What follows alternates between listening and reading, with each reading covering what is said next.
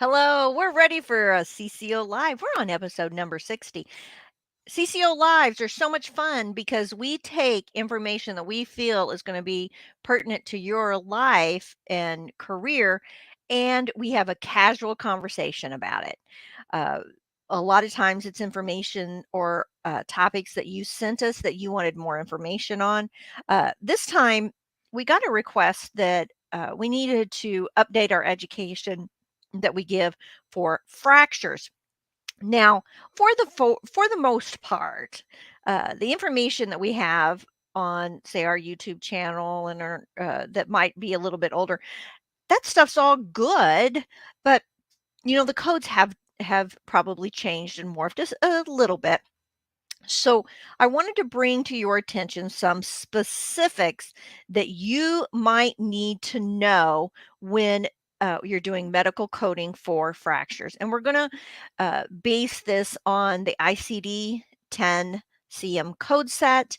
And I'm going to kind of walk you through the process of getting a code for a fracture straight from your manual, what it looks like, and then tell you why you need to know this information, where you're going to find this information, and build the code out from that. And I think that'll be helpful to you. Um, there is some other information that I'm going to kind of plug in there just from my experience of dealing with scenarios, maybe regarding fractures, and then will hopefully spur you to do more investigating and research on your own. Uh, I personally think fractures are pretty cool. I know that's not necessarily a wonderful thing to say, but I do love looking at x-rays of fractures. I do not like seeing bones worked on. I am a very big blood and guts type person, but there's something about exposed bone that grates me the wrong way. And now, if it's a wound, it doesn't matter. But if they do any work on the bone, it's kind of like rubbing nails across the chalkboard for me. Everything else, not a big deal. I guess we all have to have something that gives us the heebie-jeebies, right? Well, that's it for me. Uh, the first thing I want to kind of cover is the code range that we'll be looking at when we're dealing with fractures. So, if a person comes in and they have a fracture, and it's usually going to go through the ER, at least the first step of the process, then you're going to be pulling a code from uh, injuries, poisonings, and certain other consequences of external causes. Now, if you're new to coding, you might think, well, how come I'm not pulling a code from the musculoskeletal system? Because right, we're talking about the skeleton itself. But remember that that is diseases of the musculoskeletal system, those M codes. And we're not working with a fracture, a disease. Instead, we're working with an injury and the cause of that injury. The only caveat to that would be if you have a patient that has, say, osteoporosis and they have a fracture. There that will change the codes a little bit. Now, it's not going to change the fracture code itself. You're still going to have a code from this range S00 to T88. However, that being said, the disease process is involved when you're dealing with osteoporosis. So we've talked about that before, and we can talk about that more in depth if you're interested. But what we're going to deal with now is discussing the fracture itself. When you are going to look up a fracture code, there is certain pertinent information that you need to know before you can abstract the code to the highest specificity. And I've put those in this green table for you. And on the left is what we need to know, and then on the right is what it means, more or less. So, displaced. We need to know if the bone is displaced or non displaced. So, let's talk about that first. What it means to be displaced is meaning that the bones have moved ultimately. The bones are unaligned or no longer aligned. So when you have a bone, it's a solid bone, and I like to use my finger as an example. This would be a non displaced because the bones in the different parts of your finger are all aligned. Now, let's say that this is all one bone and this is aligned, even though there's a fracture there, right? If we could say that separation is a fracture. Now, if it is displaced, it's like this, or it's like this, right? It's not aligned. Even if it's separated, it's not aligned. But if, it's like this, it's still a fracture. However, it's non-displaced. And we want to make sure that that's the first thing. Have the bones moved around, ultimately, is what it's describing. Why does that matter? Well, first of all, it talks about the trauma, it talks to the trauma that uh, made the fracture. And then it also uh, deals with internal trauma to the nerves, the blood vessels, the muscles, the tissue surrounding the fracture.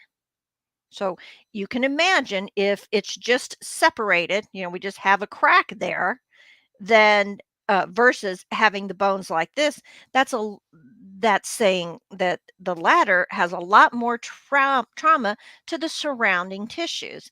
Ultimately, this also means that it would take longer to heal, may need more interventional support, might even need surgery. So, again, displaced and non displaced is something that you need to abstract first. Second, are we dealing with an open or closed fracture? An open fracture is always going to have a wound that is like a puncture wound where the bone has broke through the skin. You've probably seen these in movies, and maybe you've seen an open fracture. However, a lot of open fractures are not exactly like what the movies show with bones sticking up out of the skin, although that is, uh, but the bone can come up because of the trauma, break through the skin, and then go back. Okay, it's still open because the bone, which has blood components inside the bone marrow, it broke, the shaft of the bone broke, or the bone broke, and then was exposed to the open air and organisms, and then went back and pulled all that into the body. So whenever you have an open fracture versus a closed fracture, we're dealing with more trauma to have caused that. It takes a lot of force to make bone break, let alone make bone break and then move through the skin. Uh, so that's something that's going to affect the treatment, the trauma, and possible infections that will need to be treated. They will treat with antibiotics, right? That's just a given. So that's the next step. We need to know that. We also need to know the type. Now, a lot of times when I talk about fractures, I spend a lot of time talking about the type of fracture. And after a while, you just get them all memorized. You have oblique, you have spiral, you have transverse, you got, there's all commuted. You can go study that yourself, guys. There's tons of graphics out there. Just Google fracture types and stuff. So I'm not going to spend time on that. There's plenty of resources. We've done education on that. You can go look at our YouTube videos and stuff. So saving time by jumping that component of it. And again, and you may already be familiar with that. So we need to know the type, and there's multiple types, and there is a code for each type. So again, we'll view that a little bit as we go along. The next is the site. Which bone has the fracture? And next, we have to ask ourselves, is there laterality involved? So we have two upper extremities, we have two lower extremities, and that means there's laterality involved in those bones. If someone says, well, I broke my arm, okay, well, which bone in your arm did you break? Well, I broke my humerus. Okay, so that's the top, this long bone right here. Okay, but then is it in your left or right arm, right? So that's laterality. You have two humerus. Which one did you break? So again, that's all built into the code. And then the episode of care when the patient's seen.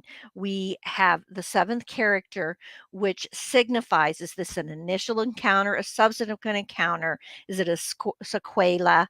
Is it a complication? Why are we there? Why is the patient there? And it follows the healing process of the bone. We know now that our code range that we look at for these fractures is S00 through TA8. So let's go to the next step. Uh, we have all of these choices. Now you see that we have an injury. Now we need to know uh, what area the injury involves. So I went ahead and put down the component, the different components of, so we go head, neck, thorax, you start at the top and you just work your way down. So I went ahead and said, okay, we're going to say that we have a broken tibia, and you have two tibias, right? And that's a lower extremity. So and it's below the knee. So we go down to S80 through S89, injuries to the knee and lower leg, and that's the next process. Okay. So then we need to know, once we get to that point, what part of the below the knee and below the knee is involved. And so our choices are: do we have a superficial injury? So do we have abrasions to the lower leg? Do we have an open wound? That would include things like stabs, punctures, stuff like that, um, avulsions and stuff. Now we have a fracture, so that would be S82. Let's just real quickly look at some of these others. Dislocation, um, injuries to the nerves, the blood vessels, muscle, fascia, tendon, crushing injuries of the lower leg, which would include fractures because this is crushing. Traumatic amputation, meaning that it's an injury. Don't get confused with traumatic versus acquired. And other and unspecified injuries. So this is a broken tibia. I went ahead and pulled off Find-A-Code, the great graphic that they offer to show you the different uh, bones and the verbiage that they'll use in these reports.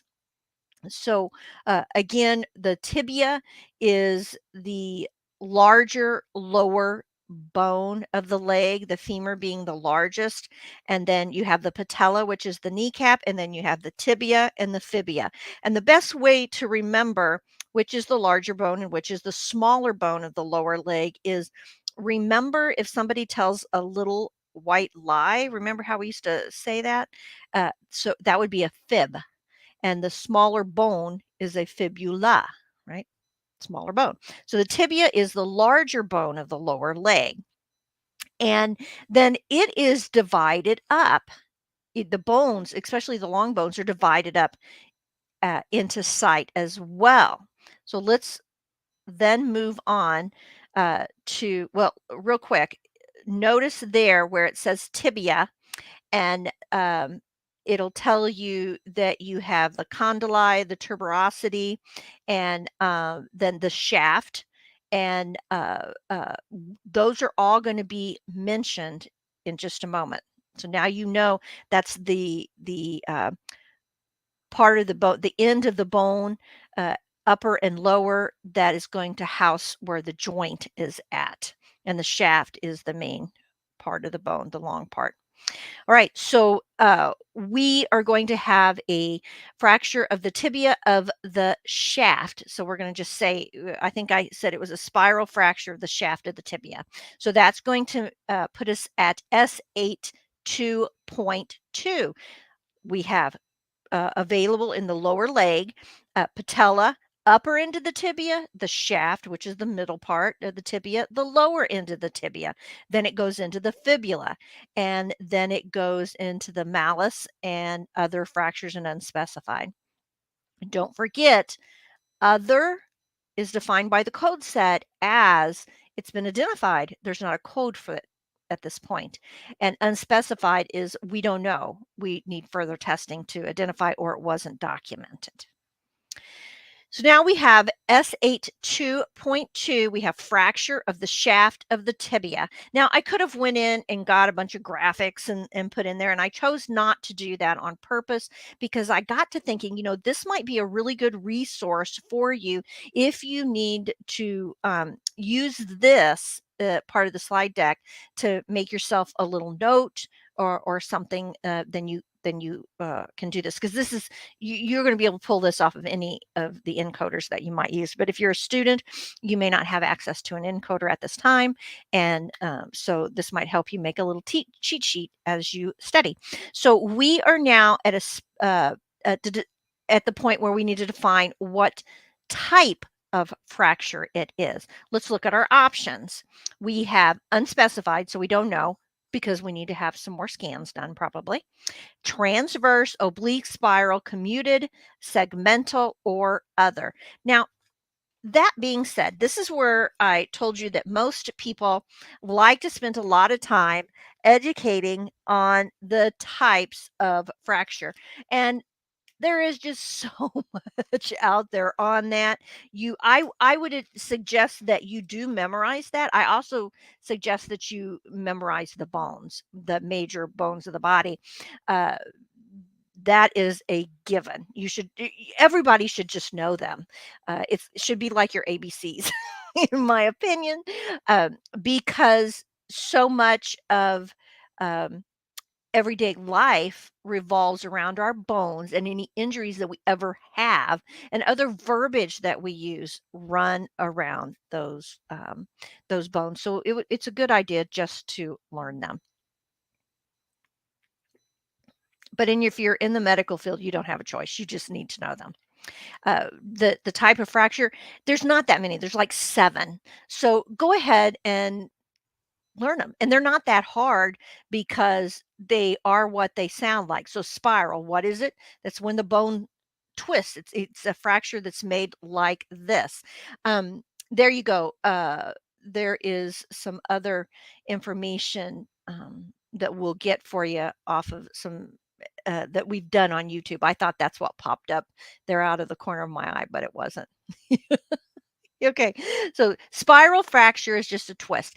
One of the ways that spiral fractures happen, uh, when I was thinking of a scenario maybe that would happen with a tibial fracture, if let's say you're going on a walk and you're on a trail and you go off the trail and you're kind of walking fast and you put your foot gets caught between 2 rocks and you turn, and what's it going to do? The ankle is secured and going to stay, and the top of the body twists and it will split that. That's one of the common ways to have a fracture of the tibia fibia. There's also codes for fracturing the tibia and fibia together. They're both very common if one fractures and the other would fracture. So to have a fractured tibia and not have a fibia fracture at the same time would be unusual. Hmm. Okay, so we've picked spiral fracture of the shaft of the tibia, S8 2.24. Let's move right along. Next, is it displaced or non-displaced? Notice then it also adds laterality at this point. We are at the 6th character already, and all fractures are going to have 7 characters. So we're saying that this is a displaced spiral fracture of the shaft of the left tibia. So that tibia has spiral fractured and it's displaced. And most spiral fractures are going to be displaced, probably, but it is it's almost like an S curve. You can go out and see lots of pictures of those. Uh, uh, Again, it's really interesting to Google image some of these and see what comes up. I advise you to do that because once for one thing, if it's not really gory because it's a film, it's an X-ray film, it's black and white. Uh, but it will help you um, understand the way the fracture looks. It'll put an image in your mind on what displaced looks like, where the shaft is, and spiral versus other types of fractures. So now we are at S82.242. That is displaced spiral fracture of the shaft of the left tibia. And we are not done. We have a seventh character. Uh, we have a lot of options on that seventh character. The seventh character really tells the disease or the injury process. So it's not really a disease process, I guess, but the injury process and the healing timeline is all developed by the seventh character. So I picked out S82.242Q, which is displaced spiral fracture of the shaft 1, tibia 7th Q. Okay, what does that mean? It looks like this, S82.242Q, displaced spiral fracture, and it says subsequent encounter for open fracture type 1 or 2 with malunion. Now, I can't remember if I picked open or not or closed back before, but that's the code that I picked to move forward. Now that we know that, you're probably saying, uh, what what does it mean when you say type 1 or 2 with malunion? Well, non-union and malunion, we discussed that. We know what that is now. But that fracture type 1 and 2, mm, this is something you don't need to have memorized. However, because it's accessible to look it up, it's a lot of information that you don't need to deal with unless you're working in orthopedics, or even if you're working in the ER. I would say you still don't need to have this memorized because you can just look at the table real quick, and that particular table I'm going to show you in just a moment. But first, let's talk about the seventh character itself. Now, there's actually 2 slides with this because I didn't want the print to get so small and try to fit everything onto one slide. You will always require a seventh character when you're dealing with fractures. You'll always build the code out to the seventh character. And you can see why as we've gone step by step and added information to complete the whole story as to what type of fracture we have. And the seventh character tells more than one story. That's why there's so many of them. The first thing that is the most important is this the initial encounter or the subsequent encounter, or is it a sequela or late effect? And so we can talk about those in a little bit. I got a fly that's decided to become my friend. Um, Initial encounter is exactly that. You go into the ER, that's the initial encounter.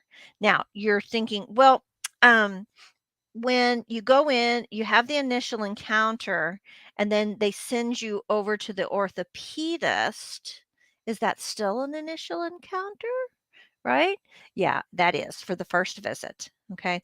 Is it an initial encounter when you do the follow up for the, if you went to your primary care and he's seeing you for that fracture for the first time, even though it's, being, it's in the healing process? Um, well, it, there it gets confusing because no, it's not. However, if you because the initial treatments have already been started and done. So again, we'll talk about that more in depth at another time. Initial and subsequent encounters and what defines them. Okay, But notice here, we have 3, A, B, and C for initial encounter. For either a closed fracture, you stop there, or initial encounter, open fractures, type 1 or 2, and then type 3. Right. And then after BC, we go into D and rest the way through the alphabet, which is going through subsequent encounters. And notice with them, you have closed encounter with routine healing, boom, done. Right. And then open fracture, and then for subsequent, and then you have to, of course, repeat 1 or 2 or 3, and then you have closed delayed healing, and then you have same thing repeats, and then you have closed fracture non-union. Then we move on. Subsequent for open fracture non-union, and then notice that we have malunion, and it all repeats, and then just sequela by itself without any of that other information. Now, again, the 7th character always has to be applied to a fracture. And that information needs to be in the documentation. If you don't have it, you're going to end up querying your provider to get to the highest specificity for that. If it's a regular prophy visit, then it's almost always going to be a subsequent encounter, because most initial encounters for fractures are done through the ER and the orthopedist that's going to see the patient. Are there exceptions to that rule? Yes, there is, but just common sense, think about it, right? Where do you go when you fracture a bone? Well, you go to the ER. The 7th character is going to have the closed and open defined. And we talked about this a little bit, but I wanted to keep this in the slide deck for you, that it is a closed fracture is defined as the bone is concealed beneath the skin and not through it. At any point, the bone has not crossed the skin barrier, right? Has not been exposed to the open air. That's how I remember it. An open fracture is referred to as a compound fracture. And these are ones where the bone has poked through and left an open wound. Doesn't mean the bone still has to be exposed visually, because sometimes it's not. It'll poke through and come back. Okay, so keep that in mind. Uh, with this, you have an open wound. The wound size will be approximated. There's contamination. It depends what type of fracture, again, will need to be specified, as we saw before. And then there's always complications involved from this point on whenever you have an open fracture. It is a more complex scenario as soon as it becomes an open fracture versus a closed fracture. And they have a table that goes through this, divides this up, and that's where that types 1, 2, 3, A, B, and C come in. And these are called Gastillo fracture classifications. We're going to look at that real quickly. I've got a graphic that I was able to pull off Find a Code. I love Find a Code because it is so, one, user friendly. They have great colors, and they also have the mindset for education. And so again, they offer these uh, fabulous tools to help you. So this classification divides up into type 1, 2, or 3. So let's look at type 1. Type 1, again, these are open fractures. You're only dealing with open fractures for this. And again, it's a matter of pronunciation, how you say it. Some people say Gustilio, or whatever. I say Gastilio. Uh, Now, open fracture type 1, low impact. Okay. It did poke through the bone, but we don't have a lot of trauma to the outside area. Usually, these are simple transverse fractures, which is just a line, short oblique, minimally commuted. Maybe there's some bone pieces in there. Clean wound, less than 1 centimeter in size, the wound where the bone poked through, and minimal soft damage to the tissues.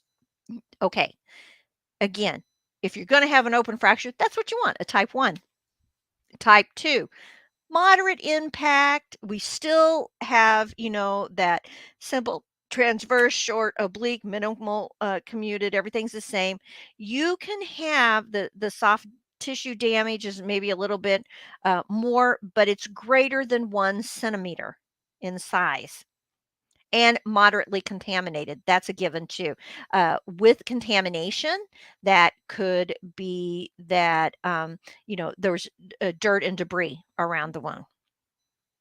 Let's move on. Here is a great uh, graphic. So, what is the type? The information that you need to know for this classification is the energy of the impact, the wound size, is there soft tissue damage, is there contamination? Now, when you talk about contamination, that again can be like debris around the wound. What happens if this happened and then you fell into a body of water, right? Oh, that's going to, there's all kinds of scenarios. Um, Fracture pattern. So, again, this is the type of fracture that you have commuted compression fractures, have lots of little pieces. Uh, Peristeel stripping which off the you know what? I can't e oh, I believe I have to think about that. I forgot what peristeel is, but I think that is the membrane around the bone. You have to double check that for me. Skin coverage, over the and then neurovascular injury. So there we're looking at, trauma to the blood vessels and the nerves. Okay.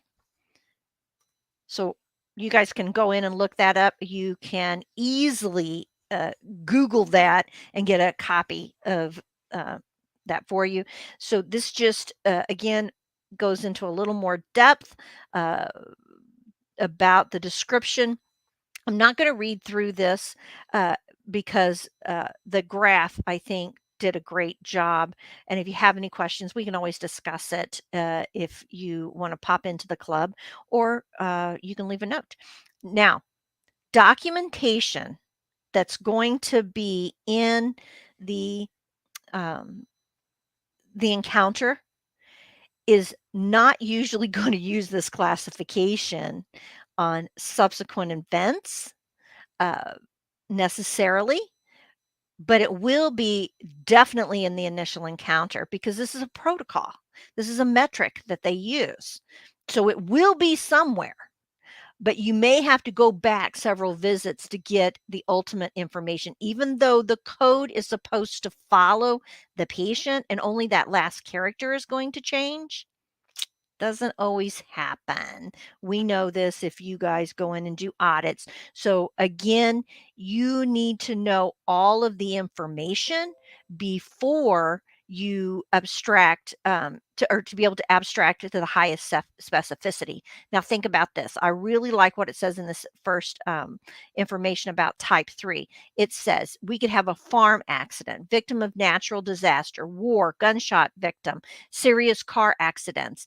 um, all of these could include some type of crushing injury that would be a high impact injury and result in an open fracture. So, if you've never had a broken bone or been exposed to somebody that's had a broken bone, then you really only have stories to go by or what you've seen on TV, maybe, and that isn't always lifelike. And you may not think about, you think, okay, car accidents, but gunshot, disasters. What if there was a hurricane or a tornado or so on, things like that. Uh, think of the type of injuries that could be involved in those type of accidents, okay, to keep your little gray cells going. When you think about that, then you can see why this classification type is so important. If we know the background behind the injury and the trauma involved to create the injury, as well as what we know statistically when a person has these type of injuries based on the codes that we've done, see, you're all part of this process, then we'll be able to, one, justify the treatments that are involved, and also the complexity of the patient. All right, let's move on here. I wanted to also make a note to tell you that traumatic fractures, that when you get into that seventh character, and then you have to have that, you've done the one, two, three, and the ABC. Some other things to keep in mind is that you could have delayed healing, non-union, or malunion. That's built into that seventh character. So now we've established, classifying how the patient was injured, and the severity of the wound and fracture. Was there contamination? Was there initial damage to the vascular neuro systems as well? Now, how's the healing process? Because the code follows the healing process.